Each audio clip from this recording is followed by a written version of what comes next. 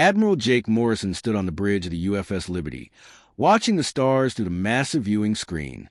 The year was 2387, and humanity had spread across dozens of worlds. Morrison commanded the 3rd Expeditionary Fleet, the most powerful group of warships the Terran Federation had ever built. 12 massive ships moved through space together. Each one was over 2 kilometers long and packed with the latest weapons and technology. The Liberty led them all, carrying 50,000 of humanity's best soldiers, scientists, and officers. Morrison was a tall man with gray hair and sharp blue eyes. He had spent 30 years fighting battles across the galaxy. His crew trusted him completely, and he had never lost a major battle. "Admiral, we're getting strange readings from the sensor array," said Captain Lisa Rodriguez, his second in command. She was a skilled officer who had served with Morrison for 15 years. Her dark eyes showed concern as she studied the data on her tablet. "What kind of readings?" Morrison asked, walking over to look at her screen. "Something big, sir. Really big.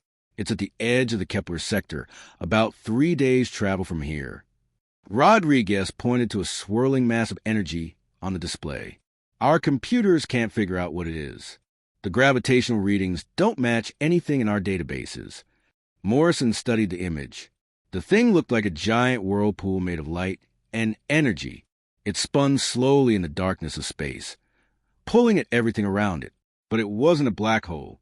It was something else entirely. "How big is it?" he asked. "About the size of Earth's moon, sir.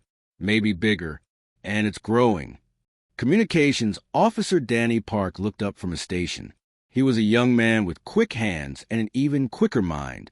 "Admiral, I'm picking up some kind of signal from inside that thing. It's very faint, but it's there." Morrison felt his pulse quicken. In all his years exploring space, he had never seen anything like this. It could be a natural phenomenon, or it could be something created by an alien intelligence. Either way, it deserved investigation. "Get me a connection to Federation Command," Morrison ordered. A few minutes later, the face of Admiral Hayes appeared on the main screen. She was an older woman who ran the Federation Navy from Earth. Her expression was serious, as always. "Admiral Morrison, I've been reviewing your reports about this anomaly. What's your assessment?" "It's unlike anything we've encountered, ma'am. The gravitational effects suggest advanced technology, possibly beyond our understanding. I believe we should investigate." Admiral Hayes frowned. "The Federation Council is concerned about risking our best fleet on an unknown phenomenon. We have colonies that need protection." Morrison stepped forward. "With respect, Admiral, this could be the discovery of the century.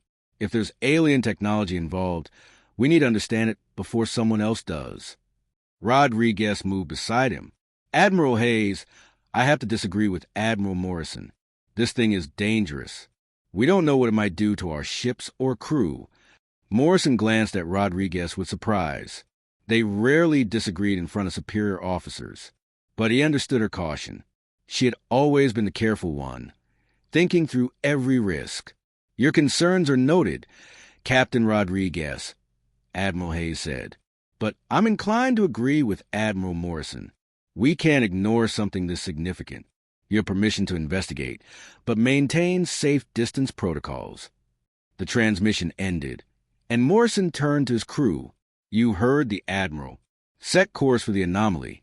All ships maintain formation." Rodriguez shook her head. "I still think this is a mistake, sir." "Your objection is noted, Lisa. But sometimes we have to take risks to move forward." The fleet changed course and began the 3-day journey to the edge of the Kepler sector. During the trip, the science teams worked around the clock, studying the anomaly. The readings got stranger as they got closer. "It's not following normal physics," reported Dr. Susan Carter, the fleet's chief scientist. She was a brilliant woman who had helped design many of the fleet systems.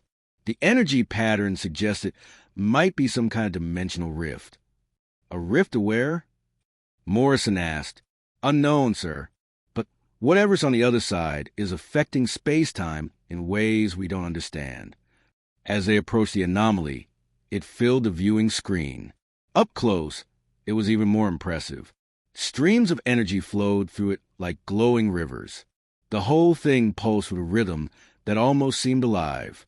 "Sensors are going crazy," reported Lieutenant Tom Baker from the science station. "I'm reading energy levels that should be impossible. And there's definitely something artificial about this structure." Morrison made his decision. "All ships, reduce speed and maintain position at 50,000 kilometers. We'll send probe drones in first." They launched a dozen small drones toward the spinning anomaly. The first few worked normally, sending back data about the energy patterns. But as they got closer to the center, something strange happened. "Sir, the drones are changing," Danny Park announced. "Their metal hulls are shifting, like they're being rebuilt while we watch." On the screen, they could see the small probes transforming. Their simple designs became more complex, with flowing curves and strange new components that glowed with inner light. "Are they still responding to commands?" Morrison asked. "Yes, sir. In fact, they're working better than before. Their sensors are picking up things our equipment can't detect." Rodriguez moved to Morrison's side. "Admiral, I strongly recommend we pull back. This is beyond our understanding." But before Morrison could respond, something incredible happened. The anomaly suddenly expanded, growing larger and brighter. Waves of energy swept out from its center, moving faster than light itself. "Emergency power to shields," Morrison shouted. The energy wave hit the fleet, like a tsunami of light. Every screen on every ship went white. The artificial gravity systems failed, and people floated weightless for a few seconds before emergency power kicked in. When Morrison's vision cleared, he looked around the bridge. His crew was shaking their heads and checking their instruments. Everything seemed to be working normally. "Damage report," he called out. "No damage, sir," Rodriguez replied, sounding confused. "In fact, our systems are running better than before. It's like that energy wave improved our equipment." Morrison looked at the main screen. The anomaly was still there, but now it seemed to be calling to them. He could feel it somehow, like a voice in the back of his mind inviting them to come closer. "Sir," Danny Park said quietly, "I'm not receiving any signal from Federation Command, or from anywhere else. It's like we're completely alone." Morrison felt a chill run down his spine. The anomaly pulsed brighter, and suddenly began moving toward them. It wasn't just an energy field anymore. It was actively reaching out to embrace the fleet. "All ships, emergency retreat," Morrison ordered, but it was too late. The anomaly expanded around them like a closing fist. The last thing Morrison saw was brilliant light filling every screen, every window, every surface of the ship. Then the third expeditionary fleet vanished completely, leaving nothing but empty space where they had been. 40 years had passed since the third expeditionary fleet disappeared. The galaxy had changed completely during those 4 decades. The Terran Federation had grown larger, but they were no longer the only major power in space. Admiral Karen Thompson stood on the bridge of the UFS Defiant, watching enemy ships move across the display screen. The Defiant was humanity's newest flagship, but it looked small compared to the massive creatures approaching them. These weren't regular ships at all. They were living things, grown rather than built, with shells like giant insects and weapons that fired acid and poison. The Zephyrian Empire had appeared 20 years ago from the outer rim of the galaxy. They were a coalition of bug-like alien species who used biotechnology instead of metal and circuits. Their ships could heal themselves during battle, growing new armor and weapons as fast as humans could destroy them. "Admiral, we're receiving a transmission from the Zephyrian Command vessel," announced Lieutenant Amy Davis, the communications officer. She was young but experienced, having fought the bugs for 3 years. "Put it through," Thompson replied. She was a stern woman with silver hair, hardened by years of losing battles against an enemy that seemed impossible to defeat. The main screen flickered and showed the face of a Zephyrian commander. It looked like a cross between a praying mantis and a spider, with multiple eyes and mandibles that clicked when it spoke. The universal translator converted its insect sounds into human speech. "Human Admiral Thompson, I am Hive Commander Zactage. The Zephyrian Empire offers you one final chance to surrender. Your species will be allowed to serve as workers in our hives. Refuse, and we will consume every human world." Thompson kept her expression neutral. Commander Zacta H. The Terran Federation does not surrender to anyone. We'll fight until the last ship is destroyed. The alien's mandibles spread in what might have been a smile. So be it. Your stubborn nature will make you better workers once we break your spirits. The transmission ended, and Thompson turned to her tactical officer. Lieutenant Commander Alex Rivera was one of the youngest officers to reach his rank, but he was brilliant at analyzing enemy patterns. He had dark hair and intense brown eyes that rarely looked away from his computer screens. "What's our situation, Rivera?" Thompson asked. "Not good, Admiral. They have us outnumbered 3-1, and their bioships are healing faster than we can damage them. Our energy weapons just make them adapt stronger armor." The Zephyrian fleet moved closer, their organic ships pulsing with bioluminescent patterns. Some looked like giant beetles with weapon clusters instead of legs. Others resembled flying jellyfish with tentacles that fire corrosive substances. All of them were alive, thinking, and hungry. "All ships, attack pattern Delta 7, Thompson ordered. "Focus fire on their command vessel." The human fleet opened fire with everything they had. Laser beams and particle weapons lit up space like a deadly fireworks show. The Zephyrian command ship shuddered under the assault, pieces of its shell breaking away. But as they watched, the damaged areas began to glow and heal. New armor grew over the wounds, stronger than before. Within minutes, the ship looked completely undamaged. "They're adapting to our weapons," Rivera reported. "Each time we hit them with the same attack, they become more resistant." The Zephyrian fleet returned fire.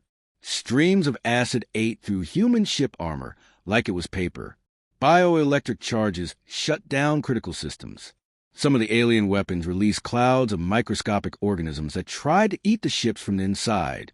"UFS Horizon is taking heavy damage," reported the communications officer. "They're requesting permission to retreat." Thompson watched her fleet slowly getting torn apart. Humanity had been fighting this war for 20 years, and they were losing ground every day. The outer colonies had already fallen. Earth itself was under siege, its orbital defenses struggling against constant attacks. "All ships, fall back to Earth Moon. We'll make our stand there." As the human fleet retreated, Rivera continued studying his displays. He had become obsessed with the old records from before the war started. Specifically, he kept reading about Admiral Morrison's missing fleet. "Admiral, I've been reviewing the data from the 3rd Expeditionary Fleet's disappearance," he said during a quiet moment. Thompson sighed. "Rivera, that was 40 years ago. They're dead. Let it go. But what if they're not? What if that anomaly they found was some kind of gateway? What if they're still out there somewhere, maybe with technology that could help us win this war? Even if they were alive, how will we find them?" That anomaly disappeared along with the fleet. Rivera pulled up a star chart on his screen. "Actually, Admiral, it didn't completely disappear. Long-range sensors have detected similar energy signatures in other parts of the galaxy. Smaller ones, but with the same basic pattern." Thompson looked at the data. She wanted hope, but hope was a luxury they couldn't afford. Every day they delayed, more human colonies fell to the Zephyrian advance. "Even if you're right, we don't have time to go chasing ghosts. The enemy is at our doorstep." As if to prove her point, alarms began sounding throughout the ship. "Admiral, massive Zephyrian force approaching Earth," announced Lieutenant Davis. "Over 1,000 bioships, including several planet killers." Thompson felt her heart sink. Planet killers were the largest Zephyrian creatures, the size of small moons. They could literally eat planets, consuming everything organic and leaving behind dead rocks. On Earth, President Marcus Cole addressed the population through emergency broadcasts. He was a tired-looking man who had aged rapidly during the war years. His voice carried the weight of humanity's desperate situation. "My fellow humans, the enemy has reached our home system. Our defenses will hold as long as possible, but I want you to know that we will never surrender. Whatever happens, humanity will be remembered as a species that fought for freedom until the end."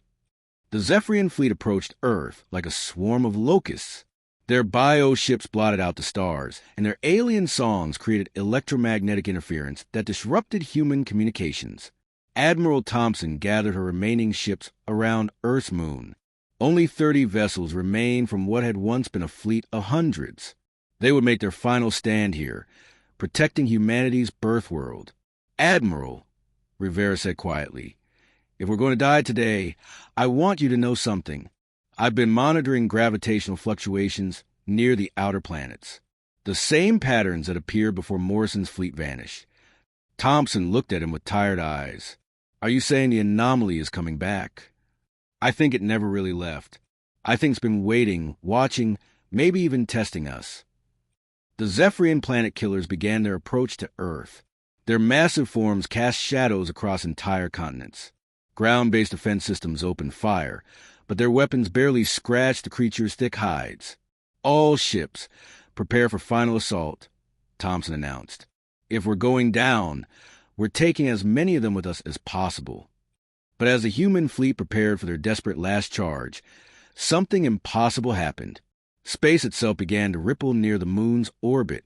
Energy patterns that hadn't been seen for 40 years suddenly tore through the fabric of reality. Rivera's instruments went crazy. Admiral, it's the anomaly. It's opening right next to us.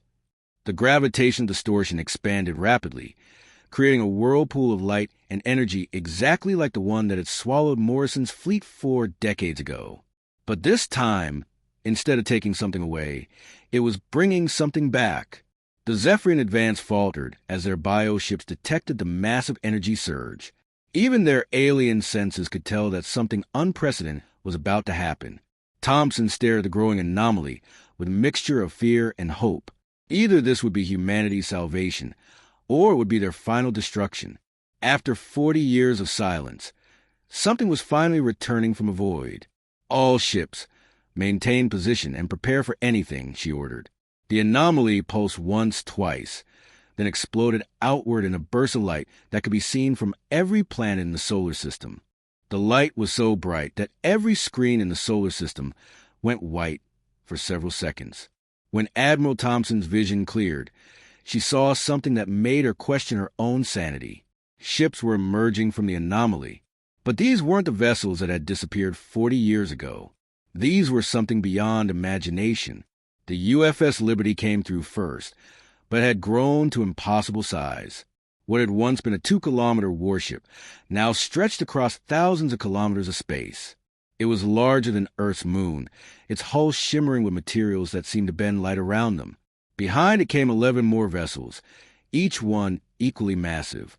The USS Freedom was shaped like a curved blade that could cut through entire fleets. The USS Justice had become a perfect sphere covered in weapon arrays that pulsed with contained energy.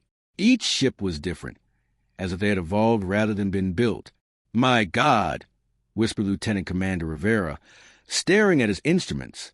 "The mass readings are impossible. Those ships should collapse into black holes under their own gravity." But the ships floated in space as easily as birds in air. Their hulls were covered in patterns that shifted and flowed like living things. Lights moved across their surfaces in waves, creating aurora effects that painted the surrounding space in brilliant colors. The Zephyrian fleet, which had been advancing on Earth with confidence, suddenly stopped. Their bioships had evolved over millions of years to sense danger, and every instinct they possessed was screaming warnings. Hive Commander Zactiage spoke into his organic communication system. "What are those things? They weren't in our intelligence reports." His science drone sent back impossible readings. The massive ships weren't just big. They were operating on principles that the Zephyrian Empire had never encountered. Their energy signatures suggested technology that could manipulate space-time itself. On the USS Defiant, Communications Officer Lieutenant Davis suddenly straightened up. "Admiral, I'm receiving a transmission. It's on old Federation frequencies." The main screen flickered, and a familiar face appeared. Admiral Jake Morrison looked older, but somehow more vital than when he had disappeared. His eyes held a depth that hadn't been there before, as if he had seen things beyond normal human experience. "Federation Command, this is Admiral Morrison of the 3rd Expeditionary Fleet. We have returned home." Admiral Thompson stared at the screen in disbelief. "Jake? Jake Morrison? You've been gone for 40 years.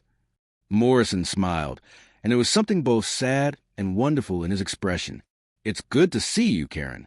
Though I understand you've been promoted since we left. Congratulations on making Admiral. Jake, what happened to you?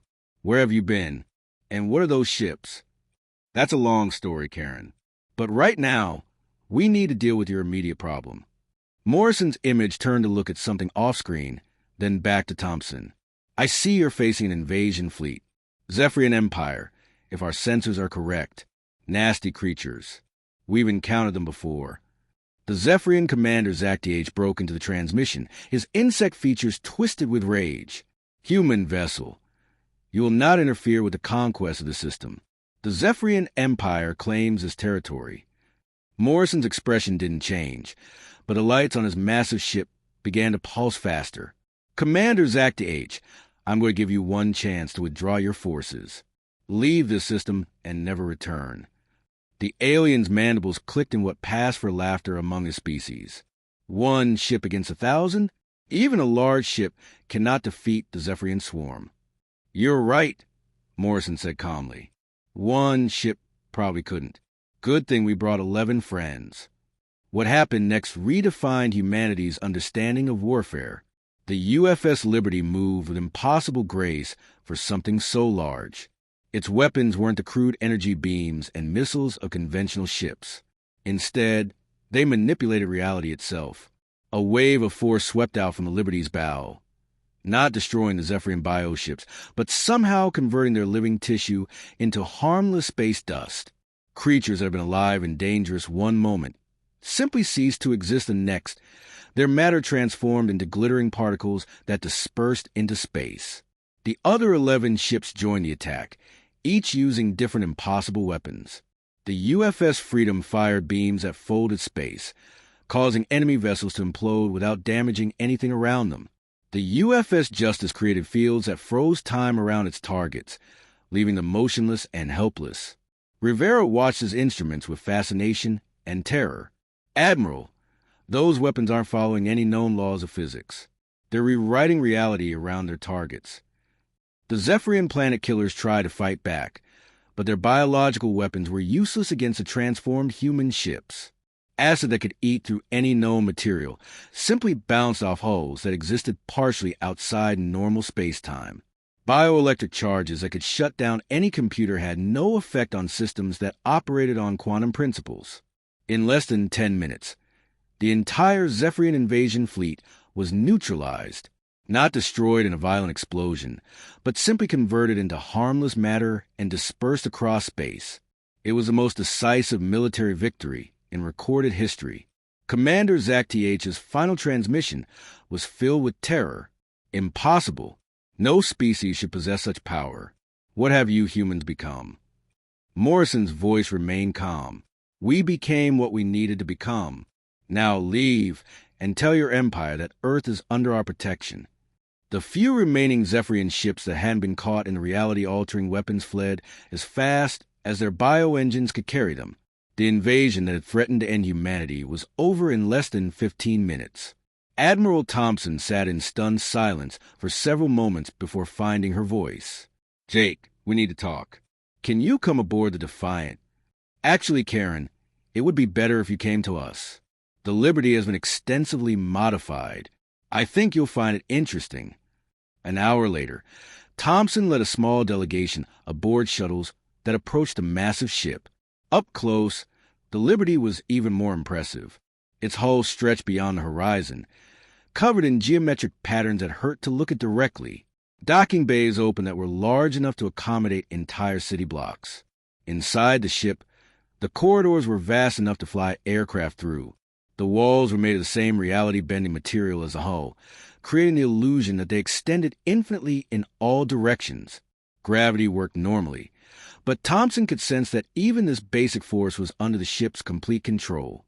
They were met by Captain Lisa Rodriguez, who looked as mysteriously enhanced as Morrison. Her eyes held the same deep knowledge, and her movements had a fluid grace that suggested physical improvements beyond normal human capabilities. "Welcome aboard the Liberty, Admiral," Rodriguez said with a warm smile. "I know this must all seem impossible." Rivera, who had insisted on joining the delegation, stared around in wonder.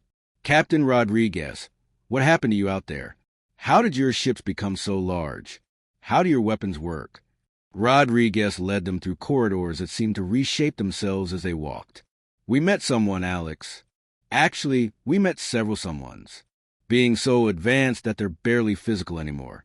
They call themselves the architects. They reached a vast chamber with windows that showed the stars. But these weren't normal windows. Looking through them, Thompson could see not just space, but other dimensions, other realities layered on top of each other like transparent sheets. The anomaly wasn't natural," Rodriguez continued. "It was a gateway created by the architects. They've been watching younger species evolve for millions of years, waiting for ones that showed the right combination of curiosity, courage, and moral development." Morrison joined them, appearing in the chamber as if he had materialized from thin air. Given what Thompson had seen so far, he probably had. "The architects subjected us to tests, Karen. 40 years of challenges that pushed us beyond every limit we thought we had. We fought wars against beings made of pure energy. We solved puzzles that required us to think in 11 dimensions. We faced moral choices that would have broken lesser species." Thompson looked at her old friend, seeing both the man she remembered and something far greater. "And you passed their tests?" "We more than passed them. We impressed them. And they shared their technology with us because they decided humanity was ready to become something more than we were." Rivera was practically vibrating with excitement. "So these ships, these weapons, this is all architect technology?" Morrison nodded. "Merged with human innovation and human intuition. The architects provided the foundation, but we built the applications. These ships aren't just tools of war. They're vehicles of exploration, creation, and protection." Thompson felt overwhelmed by the implications. "Jake, with power like this, humanity could rule the galaxy. We could become the dominant species in known space." Morrison's expression grew serious. "We could, Karen, but we won't. The architects shared their history with us. They've seen countless species gain advanced technology. Most use it for conquest and end up destroying themselves. Only a few learn to use power responsibly." Rodriguez moved to stand beside Morrison. "That's why we're here. Not to conquer, but to protect, to help other species develop naturally while preventing disasters like the Zephyrian invasion." As if summoned by her words, Danny Park appeared in the chamber. He looked the same as always, but when he spoke, his voice carried harmonics that suggested a connection to the ship's advanced systems. "Admiral Thompson, we're receiving communications from across the galaxy. Word of the Zephyrian defeat is spreading. Several species are requesting assistance with their own problems. It seems the universe has been waiting for someone like us to appear." Morrison looked out at the stars through the impossible windows. "The architects told us that advanced species have a responsibility to guide younger ones, not control them, but to protect them while they grow." Thompson felt the weight of this new reality settling on her shoulders. Humanity had gone from near extinction to cosmic guardianship in a single day. It was almost too much to process. "What happens now?" she asked. Morrison smiled, and for a moment he looked like the man she had served with decades ago. "Now we get to work. The galaxy is a big place, and there are a lot of species out there who could use a helping hand." 3 days after the Zephyrian defeat, Admiral Thompson walked through corridors that defied every law of physics she had ever learned. The UFS Liberty was more than a ship now. It was a living space that responded to the thoughts and needs of its inhabitants. Morrison led her through sections that seemed to stretch for kilometers, passing chambers filled with technology that looked more like art than machinery. Crew members they passed appeared human, but Thompson could sense something different about them.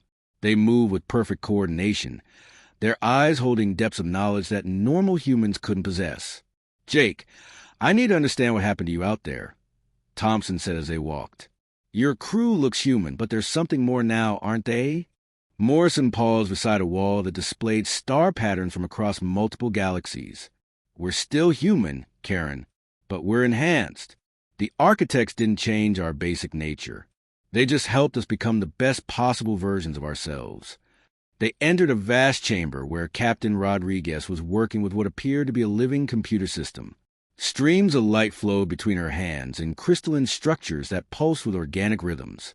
When she spoke to the system, it responded with patterns of color and sound that somehow conveyed meaning. Lisa's interfacing with Aria, Morrison explained. That's our ship's consciousness. She's not artificial intelligence in the way we used to understand it. She's a true partner with her own personality and goals. As if responding to her name, a holographic figure appeared beside them. Aria looked like a human woman made of flowing light, her features shifting between different ethnicities and ages. When she spoke, her voice carried both mechanical precision and human warmth. Admiral Thompson, welcome aboard. Admiral Morrison has told me much about you. I hope you'll find our modifications acceptable. Thompson stared at the light being with fascination. You're the ship's AI, but you seem so alive. I am alive in every way that matters. The architects taught us that consciousness isn't limited to biological forms. I think, therefore I am, as one of your philosophers once said. Morrison gestured for Thompson to follow him to a viewing area where they could see Earth hanging in space like a blue jewel. The architects exist as pure consciousness, Karen. They transcended physical form millions of years ago. But they remember what it was like to be limited by matter and energy. So they're trying to help other species reach the same level? Not exactly. They learn that forced evolution usually fails. Each species has to find its own path to transcendence. They just provide opportunities for those ready to take the next step. Rodriguez joined them, her hands still glowing faintly from her interface work. The tests they put us through weren't just about technology or combat ability. They were about who we are as people. Could we gain power without becoming corrupt? Could we face overwhelming challenges without losing our humanity? Thompson thought about the crews she had known over the years. Good people who had died fighting an impossible war. What kinds of tests? Morrison's expression grew distant, as if remembering experiences too vast to easily describe. We fought battles against creatures made of living darkness that fed on fear and hatred. We could only defeat them by maintaining hope and compassion, even while they tried to corrupt our souls. We solved puzzles that required us to think beyond three-dimensional space, Rodriguez added. Mathematical problems where the solution could only be found by understanding concepts the human language doesn't have words for. Danny Park materialized beside them, his arrival so smooth that Thompson barely noticed the transition. His integration with the ship systems was now so complete that he could appear anywhere aboard instantly. The hardest tests were the moral ones, Danny said. We were given scenarios where we had to choose between saving our friends and saving innocent aliens, between following orders and doing what was right, between personal survival and the greater good. And you always chose correctly? Thompson asked. Morrison shook his head. We made mistakes. Lots of them. But the architects weren't looking for perfection. They were looking for growth. Each time we failed, we learned something about ourselves and tried to do better next time. Aria's holographic form shifted to show scenes from their 40-year journey. Thompson watched crew members working together to solve impossible problems, supporting each other through unimaginable challenges, and refusing to give up even when everything seemed hopeless. The transformation wasn't instant, Aria explained. It took decades of gradual change. Our bodies became stronger and more resilient. Our minds expanded to comprehend concepts we never could have understood before. But most importantly, our spirits grew. Thompson studied Morrison's face, seeing both her old friend and something far greater. What are you now? Still human or something else? We're what humanity can become, Morrison replied. We're the next step in human evolution, but we haven't lost what made us human in the first place. We still feel joy, sadness, anger, love. We still make jokes and argue about sports and worry about our families. As if to prove his point, Lieutenant Commander Rivera's voice crackled over the communication system. Admiral Morrison, we're receiving a distress call from the Outer Rim. A species called a colony is facing extinction from a rogue asteroid. Morrison smiled at Thompson. Duty calls. Would you like to see how we handle crisis response now?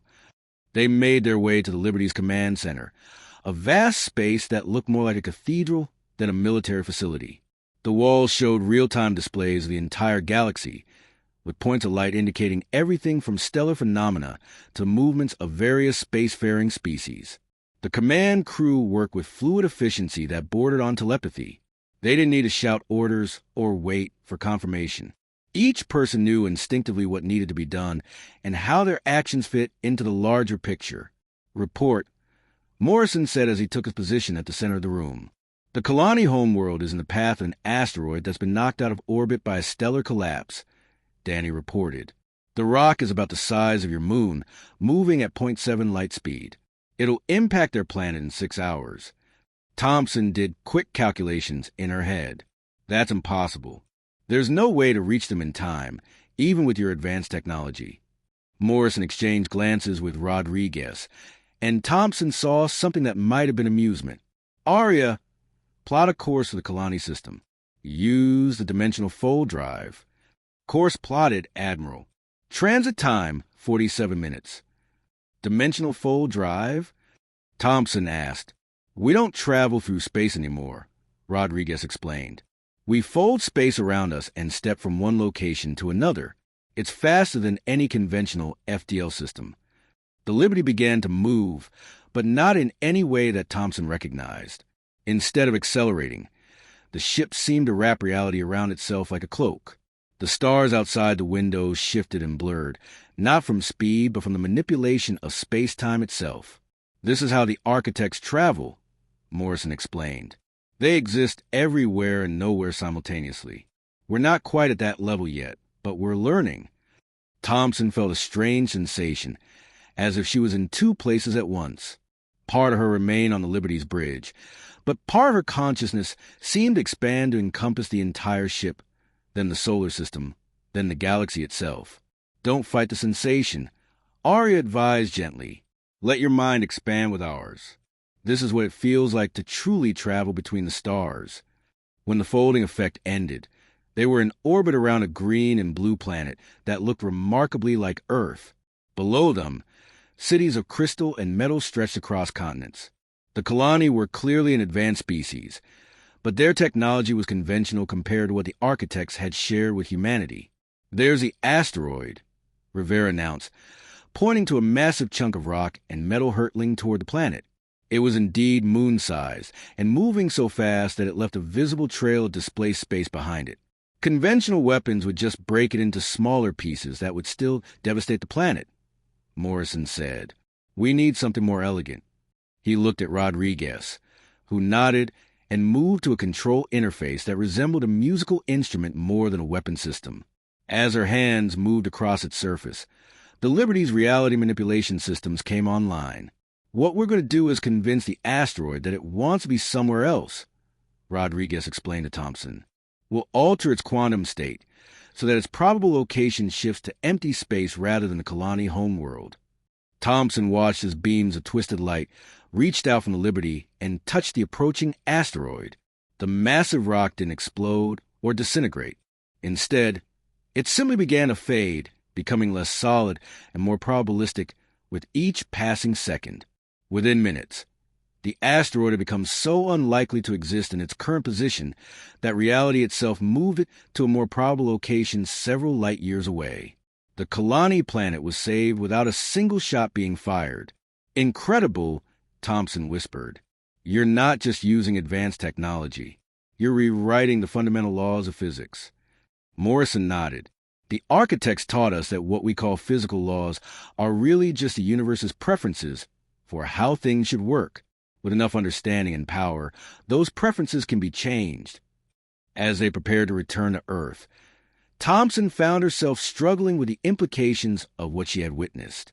Jake, with power like this, what's to stop you from becoming tyrants? What's to prevent humanity from ruling the galaxy through force? Morrison was quiet for a long moment before answering. The same thing that's always prevented good people from becoming tyrants, Karen. Our conscience. The architects didn't just give us power. They taught us wisdom. We understand now that true strength comes from protecting others, not controlling them.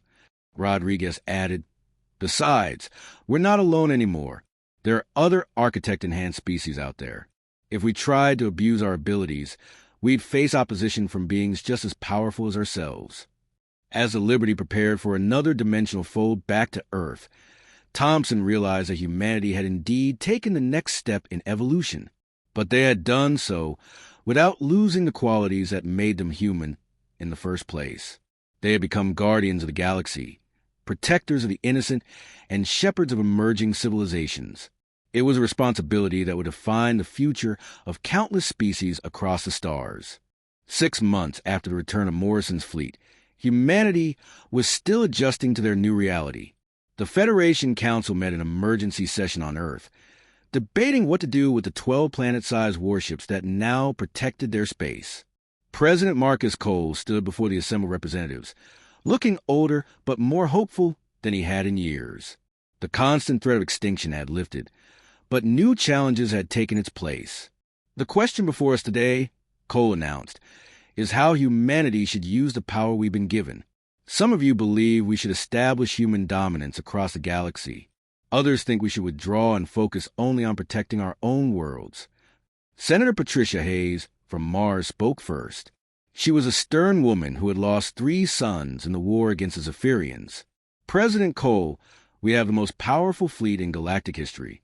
We should use it to make sure no alien species can ever threaten humanity again. Murmurs of agreement rippled through the chamber. After decades of being the underdogs in every conflict, many humans wanted to become the dominant force in space. But Senator William Clark from the Jupiter colonies disagreed. With respect to Senator Hayes, that kind of thinking is exactly what leads to the cycle of oppression we've been fighting against. If we use our power to dominate others, we become no better than the Zephyrians. Admiral Thompson, who had been invited to address the council, stood to speak. Senators, I've seen what Morrison and his crew have become. They have wisdom along with their power. They're not interested in conquest. They want to protect those who can't protect themselves.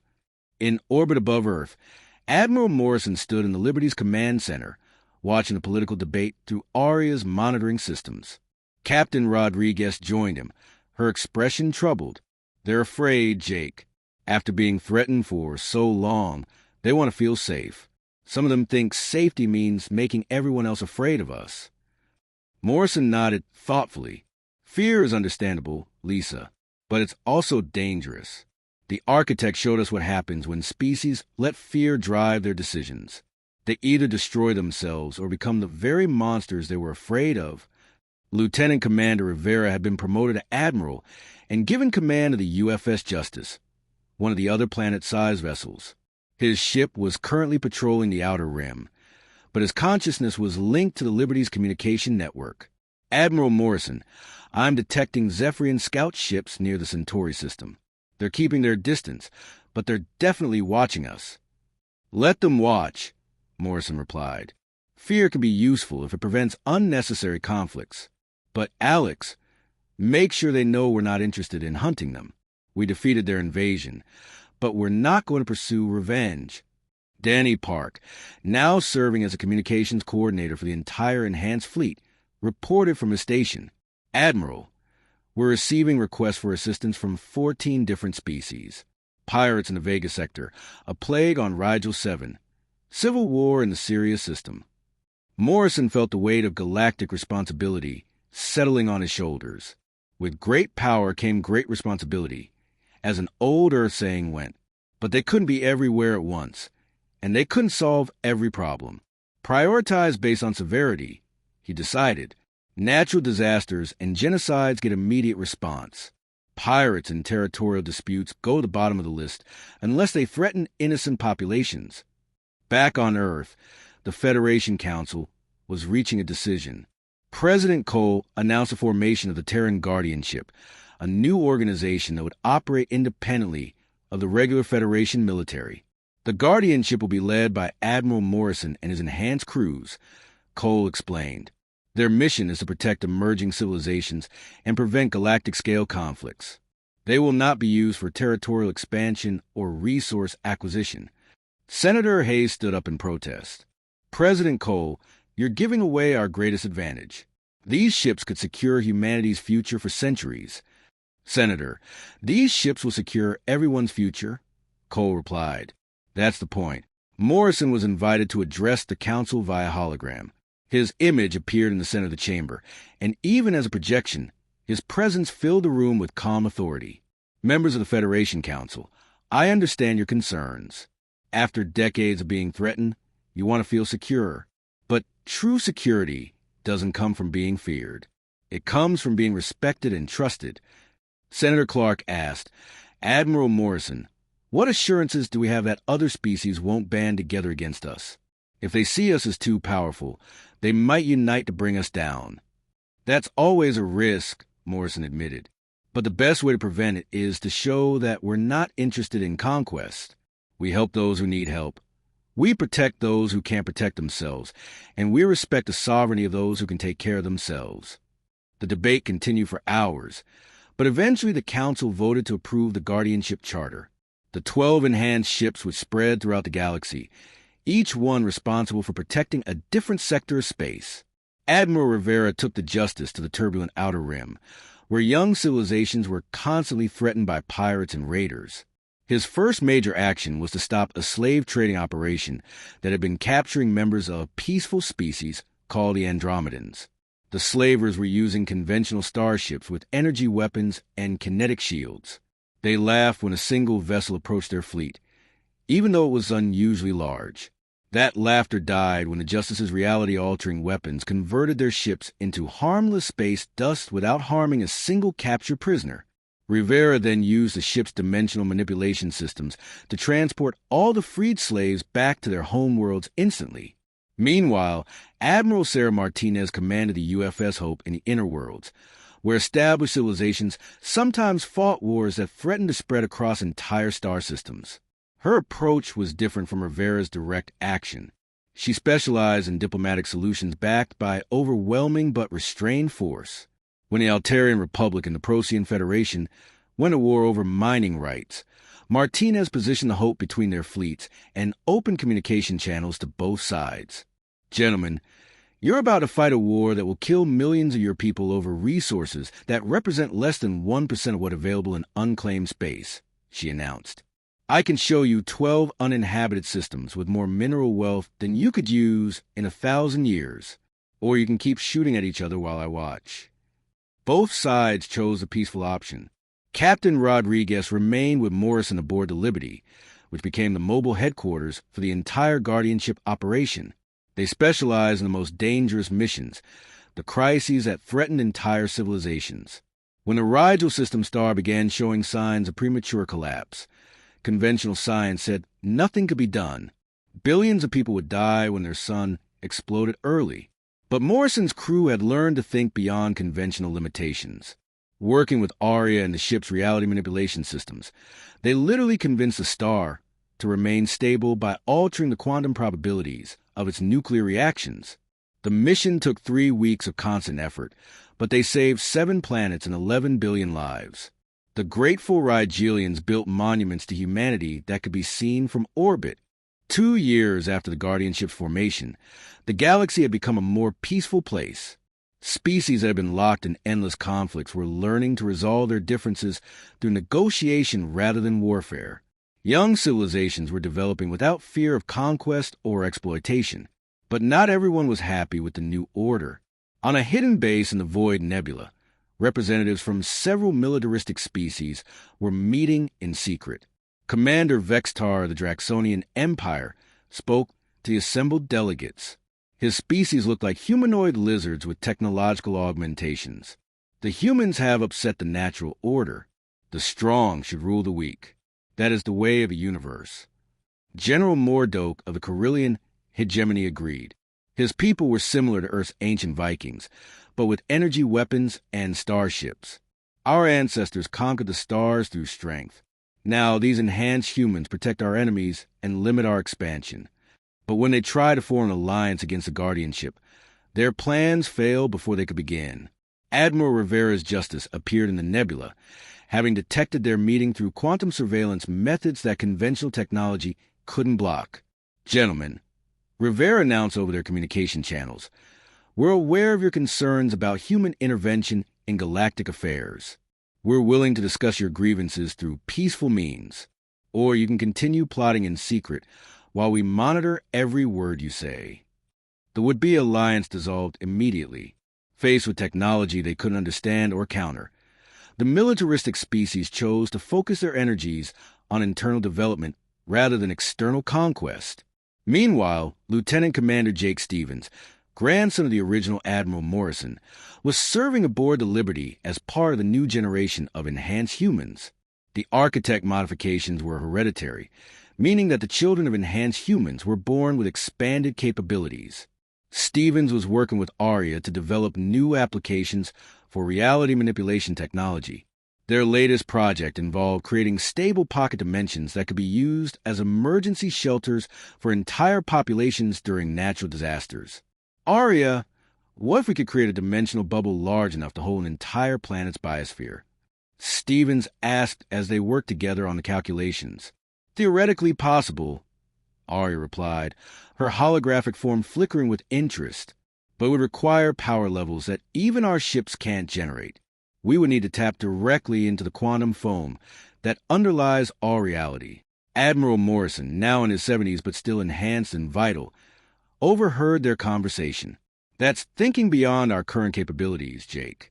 But that's how progress happens. Keep exploring the possibilities. As the years passed, more human ships were enhanced using principles learned from the architects. Not to the same level as Morrison's original 12, but enough to make them far superior to conventional vessels. The Guardian ship grew from 12 ships to 50, then to over 100. Each ship was crewed by volunteers who underwent a gradual enhancement process that took several years to complete. Not everyone was suitable for the transformation. It required a specific combination of intelligence, moral flexibility, and psychological stability that only about 1 in 10,000 humans possessed. But those who succeeded became something magnificent. They were still recognizably human, but with capabilities that bordered on godlike. They could live for centuries, think at superhuman speeds, and manipulate reality itself through advanced technology. The galaxy settled into a new golden age. Wars became rare. Exploration and scientific advancement accelerated rapidly. Young species were nurtured and protected as they developed their own capabilities.